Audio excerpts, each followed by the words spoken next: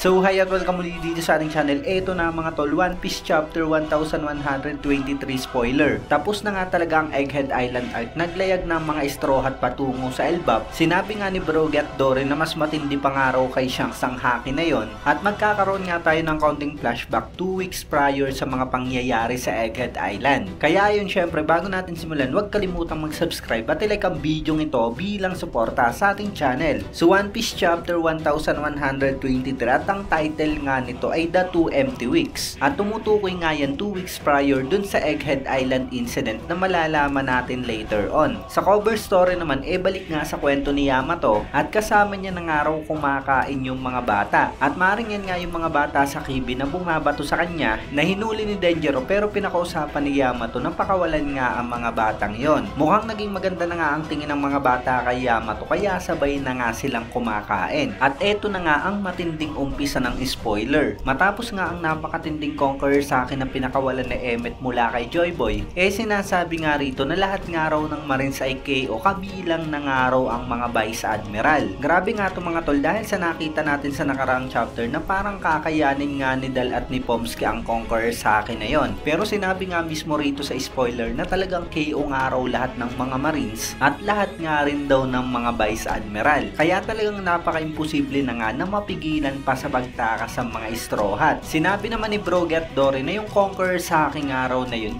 mas matindi pa kay Shanks. At hindi na nga nakakabigla itong mga tol dahil sa yun nga talaga yung pinakamalakas na conqueror sa akin na nakita natin sa kwento. Masasabi natin na si Shanks nga yung may pinakamalakas na conqueror sa akin na buhay, pero siguradong ibang level nga talaga yung kay Joy Boy kung ikukumpara natin ito. Kaya talagang napakatinding training pa nga ang pagdadaanan ni Luffy bago niya maabot ang level ng haki na yon. Anyway, ang barkong araw ng mga Giant at ang Thousand Sunny naglayag na patungong Elbap habang ipinapakita nga raw si Sanji na nakatingin sa bangkay ni Dr. Vegapunk. At kung maalala nyo, hawak nga siya ni Sanji bago nga siya mamatay. At dahil nga dyan nagkaroon ng flashback 2 weeks ago kung saan napansin nga ni Shaka na merong nabago sa kanilang data laboratory. Kaya sinabi nga raw agad ito ni Shaka kay Dr. Vegapunk at Pythagoras. At nadiskubre nga nila na isa sa mga Vegapunk ang Trinidor sila. Sa una nga naisip nila na maaring ang Tridor si Lilith at ganun nga rin yung karamihan sa mga hula natin dahil si Lilith nga ang evil sa mga Vegapunk. Pero eventually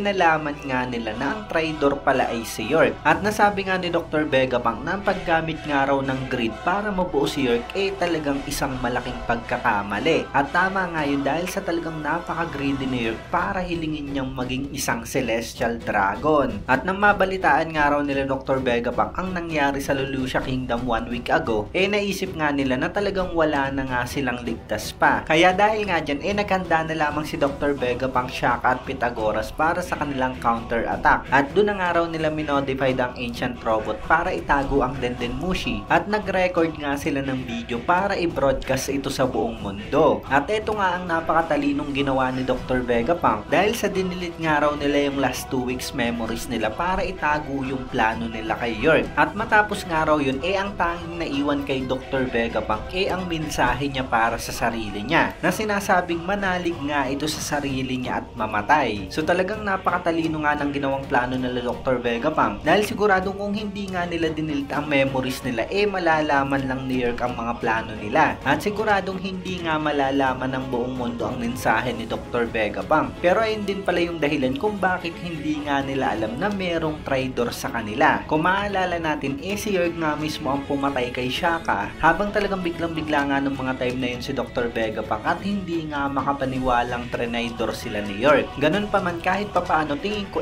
panalo nga yung naging plano ni Dr. Vegapunk. Although si Lilith nga lang talaga yung nag-iisang natira sa kanila. Kat naman sa present kung saan nagse-celebrate na nga si Usopp, si Luffy at ang mga Giant dahil sa papunta na nga sila ng Elbap. At sinabi nga ni Usopp na yun nga raw talaga yung lugar na pangarap niyang mapuntahan ng Elbap. So ayun talagang kaabang-abang na nga ang mga mangyayari sa Elbap. Lalo na nga kay Luffy, Robin at syempre dito kay Usopp. Pero eto nga yung last part ng spoiler. Yung huling sentence nga raw na sinabi ni Dr. Vegapunk kay Sanji bago ito mamatay patungkol sa One Piece. Ang gusto nga raw ni Dr. Vegapunk makuha ito ng crew nila. So ayun talagang sila Luffy nga rin ang pambato ni Dr. Vegapunk para makuha ang One Piece. Maraming ang mga grupo ang talagang maglalaban-laban sa huling bahagi ng kwento para makuha ito. Pero gaya nga natin, mukhang alam nga ni Dr. Vegapunk na si Luffy nga at ang crew niya ang makakakuha ng One Piece. So ayun lang mga tol, ang spoiler natin para sa chapter 1123. I-comment nyo na lamang sa baba kung ano ba ang reaction nyo sa chapter na to. Wala nga tayong break next week, kaya isang linggo lamang ang hihintay natin para sa kasunod na chapter. At yun, maraming salamat sa inyong panunod at mag-iingat kayo palagi.